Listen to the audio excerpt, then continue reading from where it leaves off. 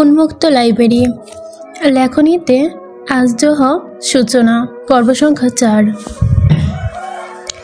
কাকঢাকা ভোরে শহরের ভোরটা নিভে গেছে রাতের আধারে। কালো প্রস্তুতি, আকাশ যেন আর নতুন দিনের সূচনা নেই। প্রকৃতি জেগে উঠেছে স্নিগ্ধতায়। ইট পাথরের শহরে অনেক প্রাণ ইতিমধ্যে জেগে উঠেছে। বেরোতে হবে তাগিতে। সন্ধ্যা সকালে কাকের কোলাহল রাস্তার ধারে, গাছগাছালিতে। ঘুম ঘুম নেত্র সমাজের মানব কর্ণকে মনে করায় দিনের নবীনতা। সোনালি রোদের ঝিকমিকি চঞ্চলতা পাকপাখালি দূরত্বপনা উৎসাহের যোগান দেয়। মৃদু বৃষ্টি, শিশির ভেজা পথের ধার। সকালে ফুলেদের ম্লান শহর যেন জাগে নবজীবনে। ঘণ্টাখানেক পর পুরুষালী কণ্ঠ ভাসল বেঞ্চের ওপান্ত থেকে। থাক, কাইন্দেন না। কাইন্দার কি করবেন কন? হুদাই চোখের পানির অপচয়। পানির শূন্যতায় আবার মইরাও যাইতে পারেন। তখন আমি চাইয়েও বাঁচাইতে পারবো না। সান্ত্বনা দেওয়ার ধরন দেখে কান্নার মাঝেও হাসিয়া পাচ্ছে। বর্ণ যথাসম্ভব চেষ্টা করছে নিজেকে সংযত রাখার। ক্ষণে ক্ষণে মেজাজ বিগড়ে যায়। থাপ্পড় দিয়ে কান্না থামাতে ইচ্ছে করে, কিন্তু অম্বেশার কান্নারত মুখ দেখে তার উল্টো হাসি পাচ্ছে বিনা কারণে। কেমন নির্দয়! এই স্বভাব থেকে ছাড়া পাওয়ার কোনো উপায় নেই। এখন খুঁজে পায়নি সে। অম্বেশা একদৃষ্টে চেয়ে প্রশ্ন করলো, সান্ত্বনা দিলেন? কর্ণ মাথা তুলে চুলচুলকে বলতে লাগলো, ও চেষ্টা করলাম আর কি, ভাল লাগে নাই। অম্বেশা দীর্ঘশ্বাস ফেলে। বলতে চেয়েও বলল, তার সান্ত্বনা দেওয়ার ধরন খুবই জঘন্য। সময় আনমনে অতিবাহিতই হচ্ছে। নিশ্চিপ দুজনে। পা অনবরত নাড়িয়ে যাচ্ছে বর্ণ। ঠিক 16 মিনিট পর বর্ণের প্রশ্ন করলো, আর কতক্ষণ কান্দার ইচ্ছা আছে? অম্বেশা স্নিগ্ধ চোখে চাইল। বর্ণ তাড়াহুড়ো করে বলল, না মানে বাড়িতে গিয়া ঘুমাইতাম আর কি। সহজে বোঝা যায় না তার মন। হঠাৎ করেই দেয় সাহায্যের দান, আবার কখনো গভীর হেয়ালি। ভাবতে বাধ্য হচ্ছে অম্বেশা, এই ছেলেটার সাথে দেখা কি কাকতালীয় মাত্র? তার চোখে অজানা এক ভাষা, ক্ষুদ্র নয়নে কি যেন আছে। কখনো হাত বাড়িয়ে দেয়, আবার কখনো তাচ্ছিল্য করে। তার হাসিতে লুকানো এক গোপন কাহিনী। কখনো যেন মেঘ, কখনো ঝলমলে জ্যোতি। অল্পক্ষণে কত কি ভেবে নিল অম্বেশা। মাথা দোলালো অম্বেশা দুদিকে। কিসব ভাবছে সে। এই অসভ্য ইতর ছেলেকে নিয়ে বাক্য রচনা করে বসলো। হুট করে রাগ হলো অম্বেশার। সে কাঁদছে, আর এই ছেলেটা কিনা নিজের ঘুম নিয়ে চিন্তা করছে। বলল, আপনাকে কেউ বলেছে বসে থাকতে? আমার কান্না দেখতে চলে যান। বর্ণ উদাসীন গলায় আড়মোড়া ভেঙে বলতে লাগলো, এই যে সিনেমা দেখান না, নায়ক নায়িকাকে একলা ফালাই যায় না, কি জানি কয়। দায়িত্ববোধ। ভাবলাম এই সাত সকালে বাংলা সিনেমার নায়ক হইয়া ঢং ধরি। অম্বেশা মাথার ওপর দিয়ে গেল সবটা। বিধায় প্রশ্ন করলো, কে নায়ক? আর আমি আপনার নায়িকা নাকি? ইস, সুরত দেখছেন নিজের। আপনি হইবেন রিনা খান, ভিলেন ভিলেন দেখতে। অম্বেশা নিজের মুখে হাত বোলায়। আসলে কি সে দেখতে রিনা খানের মতো? তার চেহারা কি খলনায়িকাদের মতো? তব দেখিয়ে রইল এরূপ মন্তব্যে। মানুষের এক কথায় বিশ্বাস করে নেওয়ার স্বভাব। বাদ দেন, আপনাকে ডিপজলের চরিত্রে হেব্বি মানাইব। অম্বেশা চোখ তুলে তাকায়, জানতে চায়, অপমান করছেন? এত বড় দামড়ি সেরি কোনটা সম্মান কোনটা অপমান বুঝেন না? অম্বেশা নাক মুখ কুঁচকে জবাব দেয়, যান এখান থেকে। আপনি আমারে জান ডাকছেন কেন? অম্বেশার কানে হাত রেখে দুদিকে মাথা দোলায়। অসভ্য ছেলের কথাবার্তা শুনে মাথার কান দুটি গরম হয়ে যাচ্ছে। বর্ণ হাসতে হাসতে আবারও বলল, জেনে আসর করছে নাকি? চুপ, যা ভাগেন এখান থেকে। যা বলছি তাই করেন। আপনি চলেন, একলগে ভাগ্যা যাই। অম্বেশা বিরক্তিতে মুখ ভঙ্গিয়ে দিল। ছি! দুইজন মুখের তর্ক শেষ হতেই শান্ত চুক্তির মধ্যে ততক্ষণে মায়ানগরীর দৌড়োজ্জ্বল অম্বেশা আর বর্ণ উভয়ই ফিরে যায় নীড়ে। শীষ বাজাতে বাজাতে পকেটে হাত গুজে হাঁটছে বর্ণ। মনে মনে ভাবতে লাগলো, আজ ঘুম কম হবে। সকাল সকাল রাস্তা ঝাড়ু দিচ্ছে পরিষ্কার কর্মীরা। একটু পরেই জমজমাট হবে পুরান ঢাকার অলিগলি। হামি দিল কয়েকবার। চিরচিন্তা দূর প্রতীক সে। যেভাবে চলছে জীবন সেভাবেই চলছে। চোখ দুটো লাল। সারা রাত জেগে থেকে কাজ করার ফলে আজকাল তাকে নেশাখোরের মতো দেখতে শুরু করেছে লোকজন। নির্দ্বিধায় হাঁটতে হাঁটতে দু কদম পেছনে নেয় বর্ণ। উল্টো পথে হেঁটে দাঁড়ায় চালের দোকানের সামনে। মোগলের সাহেব বসে আছেন দোকানের ক্যাশে। হাতে 10 আঙ্গুলের মধ্যে 8টি আঙ্গুল রত্নপাথরের আংটি, গলায় মোটা স্বর্ণের চেন, বারবার টানছে হাত দিয়ে। সাদা ধবধবে পাঞ্জাবি পরিহিত পুরুষটির দিকে তেসরা চোখে তাকালো বর্ণ। চিত্তবান লোক এই এলাকার। তার বর্ণের টাকার সাথে বিশেষ ধরনের অ্যালার্জি, শত্রুতাও তার এবং তার ছেলের সঙ্গেও। বর্ণ হাত রেখে ঝুলে আরামে দাঁড়ায়, উচ্চ গলায় বলে, আসসালামু আলাইকুম, কেমন আছেন? ভালো নি, দিনকাল কেমন যায়? ভরকে গুললেন মোকলেস মিয়া। বুঝে উঠেই বুকে থুতু ছিটিয়ে নেন। ঘুরে তাকাতে দেখলে উগ্র ছেলেটিকে। বখাটে এই ছেলের সাথে কোনো প্রকার কথা বলতে ইচ্ছুক নয় তিনি। নিজের মান সম্মানের আঘাতপ্রাপ্ত হবে। এলাকায় কিছু মানুষের কাছে বর্ণ ভীষণ প্রিয়, আবার কিছু মানুষের কাছে নিকৃষ্ট। মিনমিনে গলায় সালামের জবাব দিয়ে বললেন, চলে ভালোই, না চললে কইবেন, কিন্তু আমারে ঢাইলা দিমো। মোকলেস সাহেব আশ্চর্য হয়ে জানতে চায়, মতলব? তেল ঢালমু তেল আপনার আর আপনার পোলার গাড়ির ইঞ্জিনে, দেখবেন দিলকাল খালি ভালো চাইব না, একবারে দৌড়াই যাইব। মোকলেস সাহেব রাগী দৃষ্টিতে তাকায়। তার কথাগুলো পছন্দ হচ্ছে না, বর্ণ বুঝতে পারল। তাতে তার বিশেষ কোনো কিছু যায় আসে না, তোয়াক্কাও করে না কারো কোনো কিছুতে। ফিসফিস করে বলল, আপনার পোলা কিন্তু এলাকায় বহুত তাফালিং করে, একবার যদি ধরি হাড্ডি পচি চটকাই দিমো। ঠেট দিচ্ছে বর্ণ? মোকলেস সাহেব তৃপ্ত কণ্ঠে আনন্দ বোধ করে। বর্ণ হেসে আবার রাগ বাড়ালো তার। বলল, তোর এলাকা ছাড়া করতে আমার 1 মিনিট সময় লাগবো না। দেখ মূলো, আমিও নিজের ব্যাটারে ভালো মতো বুঝায়েন। ওর কাছে টাকার জোর থাকলে বর্ণের শরীরে জোর আছে। এমন এমন জায়গায় মারমু, কোটি টাকা খরচ কইরাও ভিড়োগ সারাইবার পারতো না। বলে আবার শীষ বাজাতে বাজাতে হাঁটতে শুরু করে। মুখ ওপরে তুলে হাত আড়মোড়া ভেঙে শহর চিত্তে দেখতে পেল। ঝলমলে এক আকাশ, ডাক পড়ে কানে। হোটেল থেকে রহিম চাচা ডাকছে। ডেকে ডেকে ক্লান্ত সে। কিছুক্ষণ অন্যমনস্ক ছিল বর্ণ। পিঠে চাপড় পড়তেই হুঁশ ফিরল। ধরে বেঁধে নিয়ে গেল তাকে। খুব করে অধিকার খাটিয়ে বলেছে, আজকে আমার হোটেলে নাস্তা করবি, আয়। মাগনা খাওয়াইবেন নি? বর্ণ রহিম চাচার আবদারের বিপরীত প্রশ্ন করে। আরে বেটা, তোর লাগে আমার কি লেনদেনের সম্পর্ক? আয়, আজকা ঘিয়ে ভাজা পরোটা খাওয়ামো। কুত্তার পেটে কি ঘি হজম হইব না তো? এই শালা এগুলো কয় না। আয় তো। আত পাকা পুরনো খাবারের টেবিল। রহিম চাচা বেশ যত্ন করে ডেকে খাওয়ালেন বর্ণকে। এই ছেলেটাকে চেনেন যখন সে হাফ প্যান্ট পরে, এদিক ওদিক দৌড়ে বেড়াতো। মায়া হয় তার প্রতি। এই বিবর্ণ মুখের প্রাঙ্গণে চেয়ে অপ্রয়োজনীয় বস্তুর মতোই বড় হয়েছে এই প্রাঙ্গণে, বড় অবহেলায়। তবে নেই বিন্দু পরিমাণ খেদ। জুয়ান চাচা বোঝানোর ভঙ্গিতেই বললেন বর্ণকে, এমনি আর কতদিন চলবো? পড়ালেখা ছাইরা দিলি, কাম করস, কিন্তু যে টাকা পাস ওই টাকা দিয়া পেটও চলে না, জীবন চলবো? বর্ণ রুটি মুখে পুড়ে অস্পষ্ট গলায় বলতে লাগলো, এখন কি রুটির লাগে তোমার জ্ঞান গিলতে হইব নি? জ্ঞান দিতেছি না বেটা। জ্ঞানই দিতেছ চাচা? মায়ের চেয়ে মাসি দরদ বেশি। আমার পেটও চলে, আমার জিন্দিগিও চলে। তোর লাইগা যে আমার বহুত মায়া হয়। আমার মায়া পড়লে বিশাল লস চাচা। সামনে কি করবি? যা এখন করতাছি, খামো দামো, ঘুরমো ফিরমো, ঘুমামো সময় মতো, এই আমার কাম। বিয়া শাদি, মায়া মানুষের ক্যাসাল, দুনিয়ার সবচেয়ে বড় ক্যাসাল। আমি এইসবে এক্কেরে নাই। 2 দিন যাবৎ শরীরে পানি পড়ে না বর্ণের। আজ দরকার হলে বুড়িগঙ্গায় গিয়ে ডুব দিবে, তারপরও সে গোসল করবে। এমন এক বাড়িতে থাকে যেখানে 2 দিন পর পর কল নষ্ট হয়, পানি সাপ্লাই বন্ধ হয়। মালিকের কাছে বলতে গেলে সে খোটা দেয় ভাড়া নিয়ে। আলাদা রকমের কোনো ঝামেলায় পড়তে চায় না বর্ণ। ঘরে ঢুকিয়ে দেখলো তার সাথে থাকা বাকি 3 জন ছেলে নাই। 3 জনই নিম্নবিত্ত পরিবারের ছেলেদের মধ্যে একখান হচ্ছে বর্ণ। তাদের কাজের প্রতি অন্যর আসক্তি, আরো বিরক্তি। অনেক টাকা কামিয়ে বড়লোক হওয়ার চেতনায় ভরপুর তারা। রাতে ঘুমে ঘুমে আলিশান বাড়ির স্বপ্ন দেখে, অথচ বাড়ির ইট কেনার মতো টাকাও নেই, উপার্জনও করে না। এত বছর খাটুনি করে কোনো লাভাংশ দেখতে পায়নি। তারপরে স্বপ্নের কোনো ত্রুটি নেই। বর্ণ একাকী বলে ওঠে, গ্যাসে শালারা কামলা দিতে ছ্যা, ফকির ছাও সোনার পালঙ্কে ঘুমাইবার চায়। দুপুর গড়িয়ে বিকালের আরম্ভ হতে শুরু করেছে। ঘুমের স্বপ্ন দেখছে বর্ণ।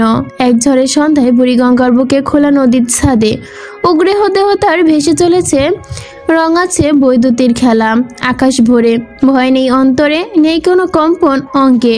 বুক পেতে ডাকছে আয়, আড়ালে ধ্বংসকর। ঘুমের মাঝে এই বাক্যটা বিড়বিড় করে। বাউন্ডেলে এই জীবনে ঘুরছে শুধু এদিক থেকে ওদিক, উদ্দেশ্য লক্ষ্যহীন ভবঘুরে আত্মা প্রাণ বাস করে এই অর্ধভগ্ন অলিগলি। শেষ যাত্রা এখন থেকে বেরোতে।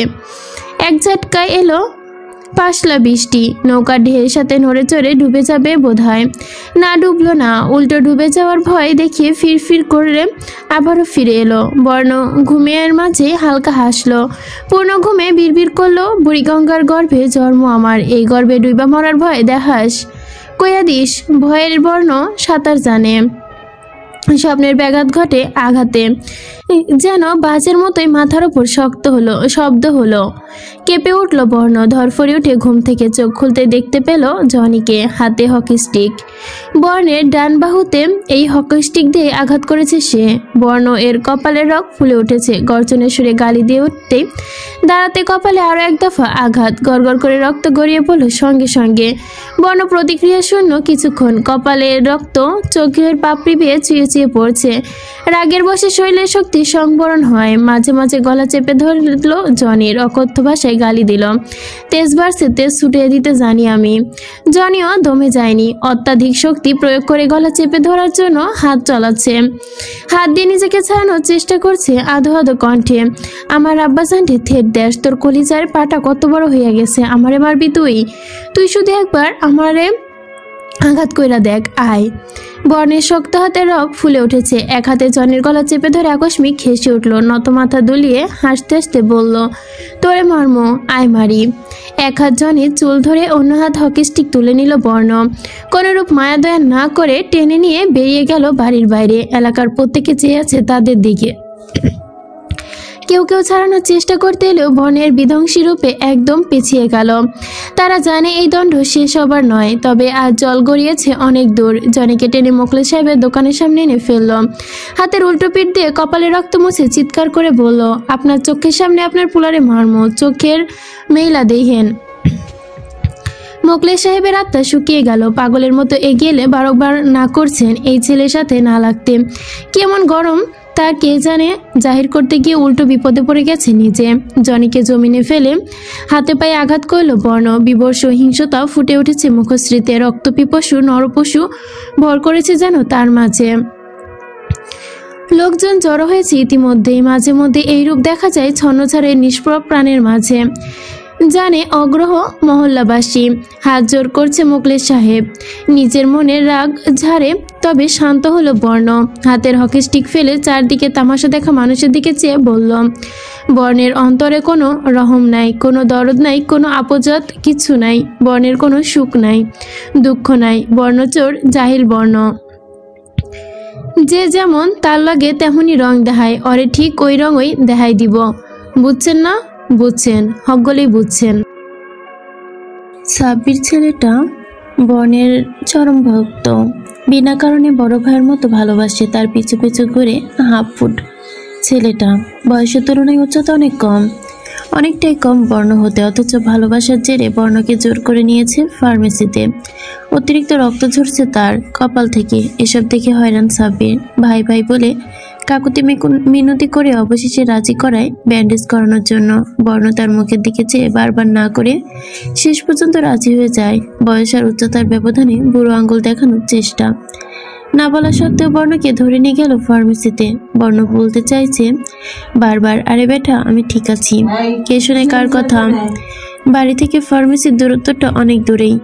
সকাল থেকে কান্না আর নির্ঘুম রাত কাটিয়ে পরিশ্রান্ত অম্বেষা। মাথা ব্যথা ট্যাবলেট প্রয়োজন। শুক্রবার হওয়াতে অফিস বন্ধ। তবে রাতে এত রান্না করতে করতে সেটা তার আর বন্ধ করা যায় না। আজকাল আপনার আর আমার দেখাটা কাকতালীয় হয়ে গেছে ভীষণ। কপালের ক্ষতে লেগে থাকা রক্ত তুলো দিয়ে পরিষ্কার করা হচ্ছিল। এরপর ব্যান্ডেজ করা হবে। সংসদে বসে থাকা বর্ণের কর্ণে মেয়েলি কণ্ঠস্বর পৌঁছায়। নড়ে চড়ে হলো দেহের, মাথা ঘুরিয়ে চাইল স্বয়ং অম্বেষা দাঁড়িয়ে। অম্বেষার সামনে এসে দাঁড়াতেই বুকে হাত বেঁধে প্রশ্ন করলো, এত ব্যথা পেলেন কি করে? নিশ্চয়ই মারামারি করেছেন। লোকটা ব্যান্ডেজের নামে ব্যথা দিচ্ছে। বিরক্তির যশোচক শব্দে চোখের দিকে সাঁচড়ালো তাকে। যিনি ব্যান্ডেজ করছেন তিনি একেবারে হাতের গতি কমিয়ে দেন। বর্ণের ঘাড়ে হাত ঘষে বলল, যত না মায়ের খাইছে এর চেয়ে বেশি দিয়ে আইছে। দোকানে উপস্থিত আরও এক লোকের কাছে নাপা ট্যাবলেটের একটি প্যাকেট থেকে অম্বেষা ব্যাগ থেকে টাকা বের করতে করতে বলল, কি লাভ এসব করে? কলিজার মধ্যে ঠান্ডা ঠান্ডা লাগে। অম্বেষা ব্যঙ্গ করে বলে উঠল, আর কপাল ব্যথা? বর্ণ গুরুত্ব দিল না। কথার পৃষ্ঠে উল্টো প্রশ্ন করলো, আপনি এখানে কি করেন? মাথা ব্যথার ওষুধ নিতে এলাম। আরে আপনার দর্শন এইখানে? আর একবারও না। হ্যাঁ, আপনি আমার কপালে শনি দশার মতো লাগিয়ে আছেন, ছুটার নামগন্ধ নাই। অম্বেষা মুখ বাঁকিয়ে বলল, ঠিক আপনিও বেপাত্তা সব। মাখে নাই সব কিছুই। কথা আসে কানে, বাজে একটু হুট করে, অন্য কানের সাহায্যে বেরিয়ে যায়। ব্যথার অনুভব হলেও মুখমণ্ডলের সমিত প্রতিক্রিয়া দমে যায়। সাব্বিরকে কিছু একটা চিন্তিত করতে দেখল। সর্বপ্রথম এই চিন্তা রেখায় নেত্রপাত করলো অম্বেষাকে। কি মনে করে যেন দাঁড়িয়ে আছে, নিজের কাজ শেষ করেও ব্যান্ডেজ করা দেখছে না কেন? শিল্পকর্ম। নজর ঘুরিয়ে সাব্বিরের সাথে চোখাচোখি হলো, ভুরু উঁচিয়ে জানতে চায় কি। সাব্বির কয়েকবার পকেটে হাত রাখলো, কপালে ভাঁজ করে আরো গাঢ় হয়। অম্বেষা ইশারা করে বলল তার সাথে আসতে। কিছুটা দূরত্বে বর্ণের দৃষ্টির আড়ালে এসে জিজ্ঞেস করলো, ফ্যানের নিচে দাঁড়িয়ে ঘামছো কেন? বর্ণের বিধ্বস্ত শার্ট আর ট্রিকোয়ার্টার প্যান্ট, মুখটাও জীর্ণ শীর্ণ। হাত দিয়ে ঘষে ঘষে কপালের ঘাম মুছে বলল, আপা, ভাইজানের দৌড় পাড়াইয়া ফার্মেসিতে আনছি। এখন পকেটে হাত দিয়ে দিই টেহার পুরা নোট, ব্যান্ডেজ আর ওষুধের টাকা নাই। অম্বেষা শুনলো এবং বুঝলো, প্রশ্ন করলো, তোমার ভাইয়ের কাছে নেই? না, ভাইয়ের মানিব্যাগ আনে নাই। বয়স অম্বেষার ছোট হবে সাব্বির। কাঁধে হাত রেখে হাসি মুখে বলল, আমি সাহায্য করব? সাব্বির ভুরু উঁচে প্রশ্ন করে, আপনি টাকা দিবেন? না আপা, ভাই চেতব। ভাইকে জানানো লাগবে না, এটা তোমার আর আমার মধ্যকার কথা। টাকা দিচ্ছি তার চোখের আড়ালে, ফুট করে বিল দিয়ে এসো। না আপা, একটু চুপ থাকো তো, বড়দের মুখে মুখে কথা বলবে কেন? টাকা বলেই টাকা বের করে দিল অম্বেষা। মাসের শেষ, হাতে বাকি 200 টাকা। এর মধ্যে 100 টাকা সাব্বিরকে দিয়ে ভাবতে লাগলো আর 3 দিন কি করে চলবে বাকি 100 টাকায়। সাব্বির টাকা পরিশোধ করে বেঁচে যাওয়া 10 টাকা এনে সাধলো অম্বেষাকে। এই দেখে অম্বেষা হেসে উঠল, বাইরে হাত বাড়িয়ে দেখালো, আর হলো, এই দেখো ঝালমুড়ি বিক্রি করছে, 10 টাকার ঝালমুড়ি কিনে 2 ভাই খেতে খেতে বাড়ি যাও, আমি আসি। ধরাকাটা মুরগির মতো ছটফট করছে, দম ফুরাইবার নাকি আরো কয়েকক্ষণ, তারপরও শরীর বিন্দাস। কথাটি বলে হাসি মুখে কনস্টেবলের দিকে হাতে এগিয়ে দিল। হ্যান্ডকাপ সদরে গ্রহণ করলো মুখলেস সাহেবের দিকে। ব্যঙ্গোক্ত হাসি দিয়ে বলল, কথার অর্থ তাকে ধরতে এসেছে পুলিশের বোধগম্য হলো না। মুখলেস সাহেব ঠিকই বুঝেছেন, ছেলে হাসপাতালে ভর্তি। বেদন মেরেছে তাকে, পাঁজরের নিচের দিকে হাড় মোচড়ে গেছে কিছুটা। প্রতিশোধ নিতেই পুলিশ ধরানো হলো বর্ণকে। দুহাতে হ্যান্ডকাপ পরে দরজা দিয়ে বেরিয়ে যেতে যেতে বর্ণ কনস্টেবলকে প্রশ্ন করে, আমি যদি পাল্টা মামলা দেই তাহলে কেমন হইব চাচা? কনস্টেবল বুঝলো না, প্রশ্ন করলো, কি? হ্যার পুঁতে আমারে আগে মারছে, এই দেখেন কপালে ব্যান্ডেজ, আমি কি মামলা দিতে পারবো? তুমি কি হাসপাতালে ভর্তি? যা শালা, আগে কইলে ভর্তি হয়ে যাইতাম। রাগী দৃষ্টি ছুড়লেন কনস্টেবল। বর্ণের তরফ থেকে পেল এক গাল হাসি। পুলিশের গাড়িতে তুলে নেওয়া হয় তাকে। বর্ণ চেঁচিয়ে বলল, মুখলেস মাতাব্বর, হিসাব বাকি কিন্তু। গাড়ি চলছে। বর্ণ মাথা এলিয়ে ভাবতে লাগলো। হুট করে মাথায় ব্যান্ডেজের কথা মনে পড়লো। ভাবলো, এই ব্যান্ডেজ আর ওষুধের টাকা কে দিল? সাবিরের কাছে কোনোদিন 5 টাকার বেশি থাকে না। তাহলে? কনস্টেবল তখন বলে ওঠে, এই পোলা, পাটি করে বউ, তোমার বাপের বাড়ি না, এটা পুলিশের গাড়ি। আমার বাপের কোনো বাড়িও নাই। ভালো কথা। জীবনে প্রথমবার জেলে যাইতাছি। কি কি আছে জেলের ভিতরে কইতে পারেন? ফ্যান আছে তো? আর খানাপিনার কি ব্যবস্থা? আমি মোটা তোষক ছাড়া ঘুমাইবার পারি না, কিন্তু একটু দেখালেন। কনস্টেবল শাসনের ভঙ্গিতে বলে উঠল, মামার বাড়ির আবদার পাইছনি? আমার তো মামার বাড়িও নাই, কা আপনি হইবেন মামা? এক থাপ্পড়ে দাঁত ফালাই দিব তোমার। আমার দাঁতে লাগে আপনার কি দুশ্মনী? এই স্যামরা একদম চুপ। গুলি দেখছো? একদম উড়াই দিমু বেশি কথা কইলে। গুলি খাইলে মানুষ মরে, তোর কি মরা ডর ভর নাই রে? আপনার আমার লগে ঠাট্টা করি? আপনার বেতন কত? জেনে কি করবি? পুলিশে জয়েন দিতাম। কনস্টেবল হেসে বলল, পুলিশের জুতো পরিষ্কার করার চাকরি পাবি না। আমি তো ওইটা করুম না। আমি পুলিশ হইলে আপনার এই জুতো পরিষ্কার করার দাম দিব মনে। যে রসিকতা করছে। আরেক দফা চটে গেল কনস্টেবল, পায়ে আঘাত করে হাতের লাঠি দিয়ে। বেশি কথার ফলে স্বরূপ বর্ণ চেয়ে রইল, রহস্যময় হাসলো। অনেক সময় বাদে কনস্টেবলের মনোযোগ ধরলো, আবার হরণ করে মনোযোগী রাজবাড়ি গলায় বলল, আমি এমন আঘাতে বরং শান্তি পাই।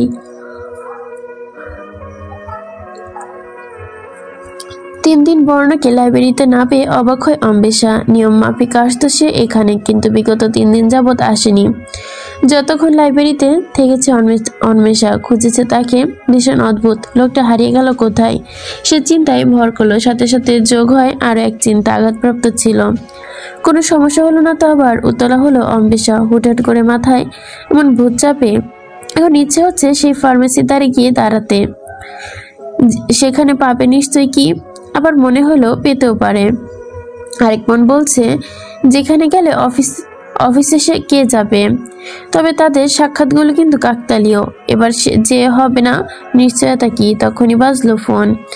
কাদম্বনী স্মার্টের কাচের অবস্থা নাজেহাল। তারপরও চালিয়ে নেওয়ার মতো আর কি। কম দামি ফোন, আর কি ভালো সার্ভিস দিবে। বস ফোন করেছে, ফোন রিসিভ করতে রাগারাগি করলো। কাজ তার কখনোই পছন্দ হয় না, নিজের ভুলভাল চাপিয়ে দেয় কর্মচারীদের ওপর। কেনা দাসী রেখেছে যে। অম্বেষা আসছি বলে ফোন রেখে দিল। কয়েকবার চেয়ে দেখলো না, আসেনি বখাটেটা। অম্বেষা বেরিয়ে যেতে দেখে ঝুম্পা বলে উঠল, ওকে যে করেই হোক আমাদের ফ্ল্যাট থেকে বের করতে হবে। বস্তিটা সারাদিন বস্তিগিরি করে। রুম্পার ভাবনা চিন্তা করলো কিছুক্ষণ, জবাবে বলল, কি চাকরি করে জানিস? যতটুকু জানি রিসেপশনের কাজ। ও আচ্ছা আচ্ছা, তুই কি করে ওর চাকরি ছাড়ানোর চিন্তায় আছিস? ঝুমা প্রশ্ন করলো। এমন কিছুই।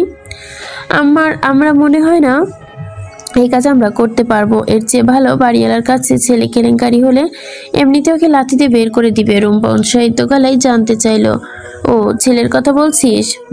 সেদিন দেখছিস দুইজনের কি ভাব? বিরিয়ানি খাওয়ানো হচ্ছিল লাইব্রেরিতে বসে।